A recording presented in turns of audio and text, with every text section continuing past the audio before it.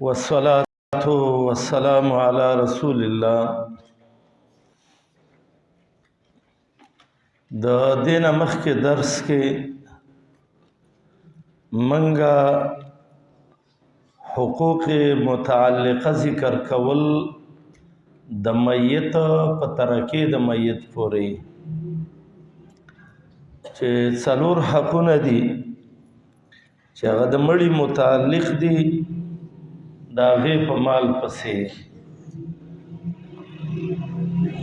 نن درس کې یو بله مسله ذکر کوو چې هغې ته ترتیب د ورثه ووایي. ترتیب د ورثه دا معنی چې میراث به څوک څوک وړي، اول بیا به پسې څوکي، بیا به څوکي، بیا به څوکي، بیا به څوکي، او دې ته دویم نوم وایي اصناف مستحقه د ترکې. اصناف مستحقه د څه شي؟ د ترکې. نو ترتیب د ورثو په شریعت مطهره کې په دې طریقې دی چې اول به میراث ذوی الفروض اخلي. اول به میراث څوک اخلي؟ ذوی الفروض. ذوی الفروض چاته وایي؟ وای هم الذین، تاسو وای ما سا هم الذین، دا خلق دي لهم چې دا غي د پاره سهام مقدره معلومه حصي په کتاب الله، الله په کتاب کې.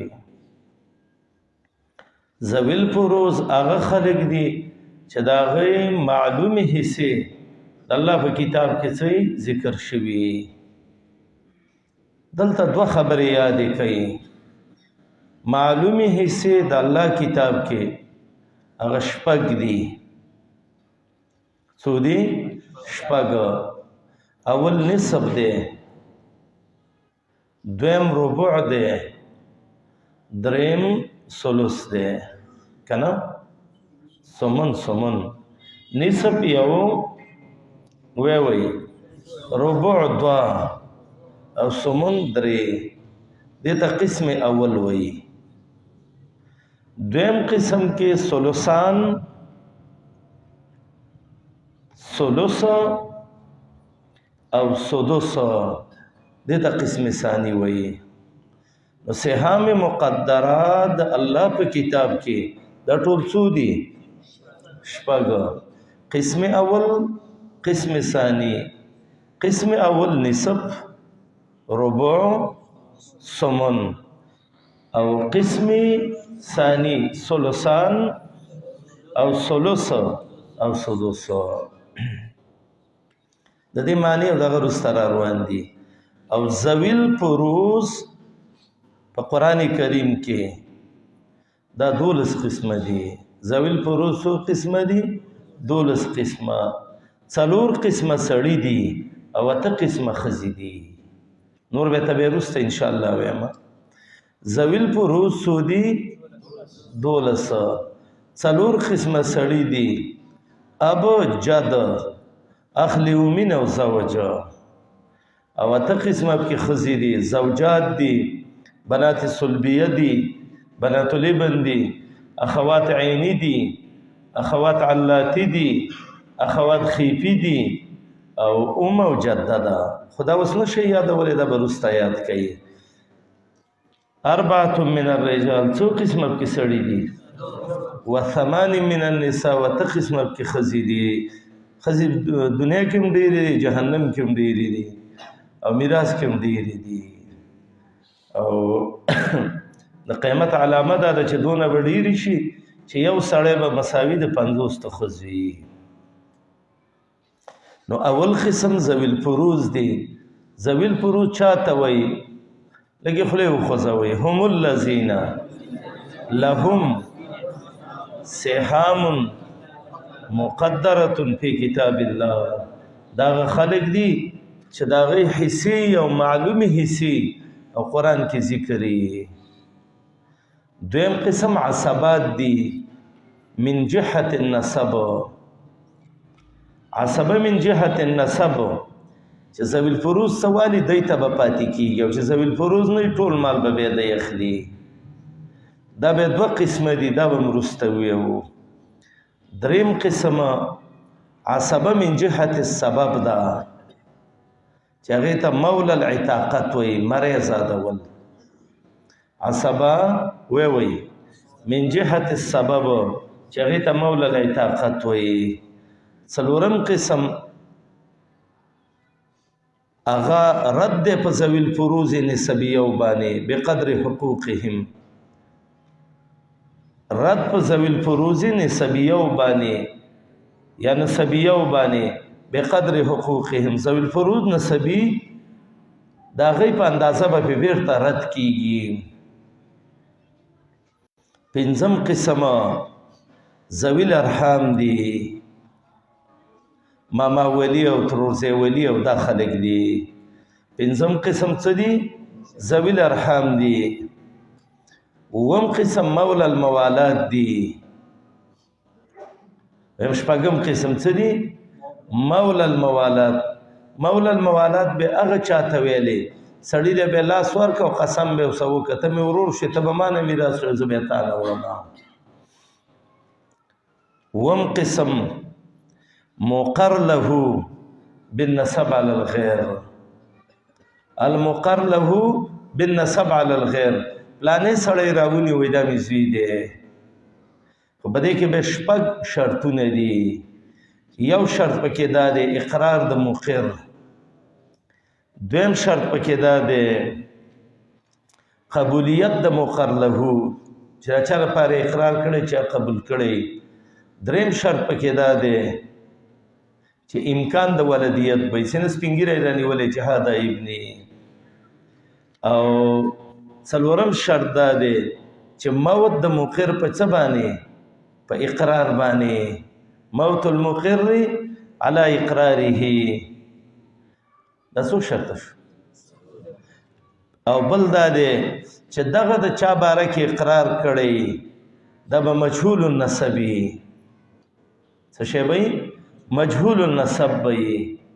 که د هغه پلار معلوم و بل دا وایي چې هذا ابني نو دا غلط وایي.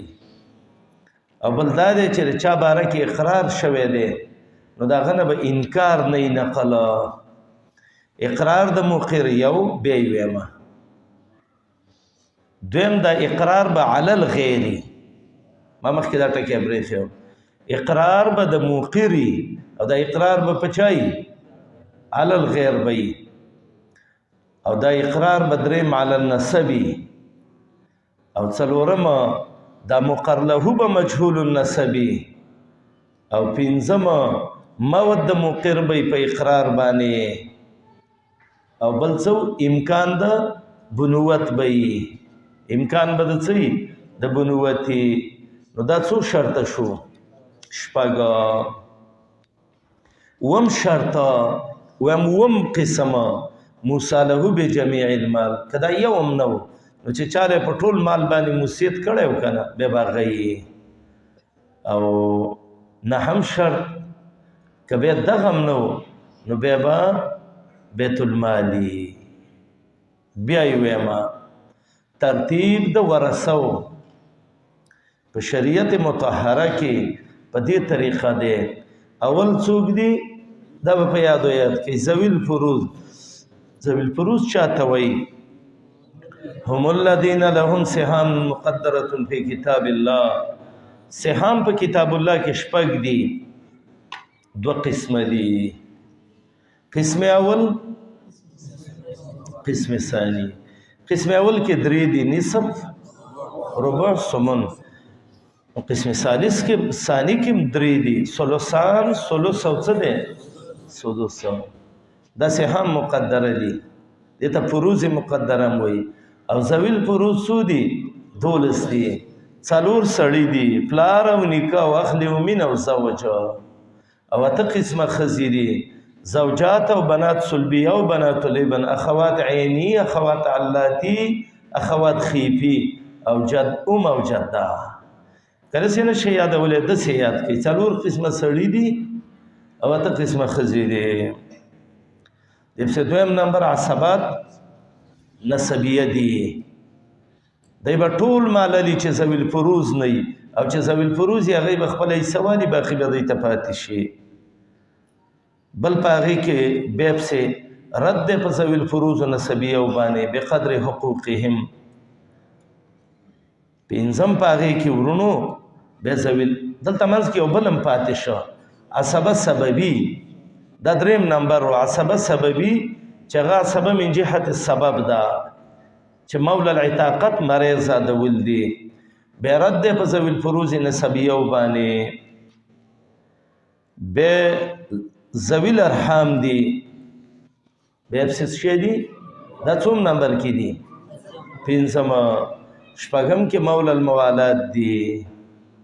وم مقر له بالنسب على الغير المقر له بالنسب على الغير چې د دې مې شپږ شرطونه ویلې. اقرار د مقر یو، اقرار به علی الغیر دوا، او دا اقرار به علی النسب درې، او دغه مقر له به مجهول النسب څلور، او بل دا چې امکان د بنوت وي، او بل موت د مقر په اقرار باندې. موت د مقر په څه باندې؟ په اقرار باندې. بیا دې پسې 8 نمبر مصالحه بجميع المال دی، او بیا 9 نمبر بیت المال دی. دا به داسې یادول غواړي لکه الحمد چې ته څنګه یاده ده. بس ټول میراث دې خبرو کې را بند دی. اوس به زه ووایم ته خیر دی ستاسې ته ښه پې پوه شئ. ترتیب د ورثو په شریعت مطهره کې په دې طریقه دی. اول ذوي الفروز دی. هم الذين لهم سهام مقدره في كتاب الله. سهام مقدره 2 قسمه دي، ټول شپږ دي او په 2 تقسیم دي. قسم اول نصف ربع ثمن، قسم ثاني ثلثان ثلث سدس، او د ذوي الفروز دا 12 دي. 4 قسمه سړي دي، اب دی او جد دی او اخلی و من دی او زوج دی، او 8 قسمه ښځې دي. زوجات، بنات صلبیه، بنات الابن، اخوات عینی، اخوات علاتی، اخوات خیافی، او ام او جده. که چاته نه یادېږي داسې یاد کړئ. 8 قسمه ښځې دي او 4 قسمه سړي دي. بیا زما ورونو الله په ایمان خوشحاله که. په دې پسې وروسته عصبات نسبي دي. دا چې ذوي الفروز خپله حصه والي باقي به دی دي، او که ذوي الفروز نو ټول مال بخلي. بیا پسې عصبات سببي دي چې هغه مولا العتاقت دی. بیا په هغې پسې رد دی په ذوي الفروز نسبیو باندې. بیا په هغې پسې ذوي الارحام دي. بیا پسې مولا الموالات دي. بیا مقر له بالنسب دی. د هغې کې 6 شرطونه م ویلي. اقرار د مؤخر یو، او اقرار علی الغیر 2، او غیر به اقرار به بالنسبی، او دغه غیر به مجهول النسبی، امکان د بنوت وي، او ورسره به موت د مقر په اقرار باندې. د هغې نه بعد که بیا دام نو نو بیا مصالحه بجمیع المال دی، او که بیا دغه نو نو د بیت المال کوټه کلاو ده، بیا د بیت المال له ورکي. دې ته ویلی کېږي ترتیب د ورثو چې د شریعت ذکر کړی دی. وایي اول کم دی؟ ذوي الفروز. اخر کم دی؟ بیت المال. دویم کم دی؟ عصبه نسبی. عصبه بسبب وروسته ده. او 8 کم دی؟ مصالحه بجمیع المال. او دریم کم دی؟ عصبه بالسبب. اوم کم دی؟ غلط مو وایي کنه. مقر له بالنسب علی الغیر. اول شرط یې څه دی او اخیر شرط یې څه دی؟ دا د ستاسې اخیر اول په ترتیب شوی ویلی بیا دلته نه راتلی، خو دا به محنت غواړي، دا به یادوئ. او دا وروسته خلک خو داسې لکه مړي لی چې راغلي لږ داسې کتاب ته ناست دی ویښ کښېنئ د الله بندګانو. که نه شمار وکړئ چې هغونه طالبان وي چې بالښتونه له جوړ کړو تکیه ورته ووایي. سبق کې به طالب ډېر یخ ناست دي، بل دا چې وخت هم د مونځ کېدو کې دی خو سر مې یو ډېر یو ناشنا خبرې ته توجه راغله نو موږ تاسې به یو بل ترتیب به دغه کوو که نه دلته 2 منټه جامې 1.5 منټ جامې ته پاتې وو سر جامې له چې موږ رالو او ما وکتل 1.5 سېکړه ملګري بر اودسونو ته ولاړو نو تاسې هم دې پاو وخت کې او دې نیمه ګنټه کې څونه خوب کړی بل دا طالب چې مدرسه کې او دا رکعتونه تې تلي که نه تاسې په الله یقین کېږي ډېر سخت بد ښکاره کېږي زموږ یو استاد و هغه به ویل لکه د خره چې لکۍ نه یې وایي څومره بد ښکاري تاسې همیشه زما خیل اخیرنی سب تاسې نه رکعتونه هم تلي او بس ګوره هلته چې یاره قاري صاحب صورت داسې اخري دغه ته ورسېږي بس یو غر تې وباسي او رامنډه کوئ ګوره پام کوئ چې اذان کېږي که نه او د هغې نه وروسته طالب د اودسونو ځای کې نه وي طالب العلم دی که نه دا ځان لکه دغه نه دی قرآن نه دی عبادت هم دی هر څه دي او زما سې نن ډېر صدقې خیر مګړی زه هغه ځای کې ولاړو ما ډېره توجه مې وکړه یاره دا طالبان د خو نن هغه تهجد او اذان هم شوی دی دوی به د هغې نه وروسته بیا اوده شوي وو نو چې مثلا په نیمې ته اذان وشه یو 10 منټه کې خو تاسې پاڅېږئ هم نه د هغې نه بیا یو 10 منټه کې تاسې د اودس هم کړی نو باقي زما د حسابه خو دغه نیمه ګنټه ټایم پاتې کېږي نیمه ګنټه کې به تاسې تهجد څنګه کړي او بیا به تاسې دغه څنګه کړي د هغې نه وروسته به بیا تاسې سنت هم کړي بیا به موده شوي وي داسې مه کوئ که نه په دې سخت بدې ښکاره کېږي ګوره هر سړی باید چې خپل منصب وپېژني ته د کور نه څه پسې راغلی دلته او د علم د څه دپاره کې دې لپاره چې خلک ته مولوي صاحب ووایي راشئ زه به له نن سندونه درکړم ځئ کورونو ته ځئ وایه بس مولیان شو رالو تاسې خو دې له راغلي وئ اجي ته الله وایي اجي صاحب حج له لاړې د تش د تسپو اجي مه جوړېږه او مه د جانمازونو او مه د کجورو او مه د زمزمو وتزودو فإن خیر الزاد التقوی ځان سره تقوا ویسئ زما سره دې خبره کې ټول متفق وي که نه چې د اذان نه وروسته د اودسونو ځای خالي او دا چې یو ټوټۍ ته یو ولاړې او 12 پسې وروسته ولاړې ما ته سر عرفات را یاد کړه عرفات کې د باترومونه کم دي او اجین پې ډېرې ما یو ځل یو باتروم ته وشمارل 104 اتیا کسان داسې په ترتیب ولاړو په عرفات کې نو تاسې د عرفات اجین ځان نه مه جوړوئ طالب سړی باید چې د خپل منصب وپېژني ګوره کلنډر خپل منصب پیژني ډرایور یې پیژني هوټل والا یې پیژني د دې هوټل والا دونه مېلمانه چې پته هم نه لګي څو کسان دي خو طالب صرف سبق او عبادت دی او د دوو کې هم دا ناراستي کوي نو دا ښه کار نه کوئ دا خو یې به پرېږدئ داسې ځوانان به څوک چې هغه وایي زه دې ته تیار یم چې نه شم پرېښودی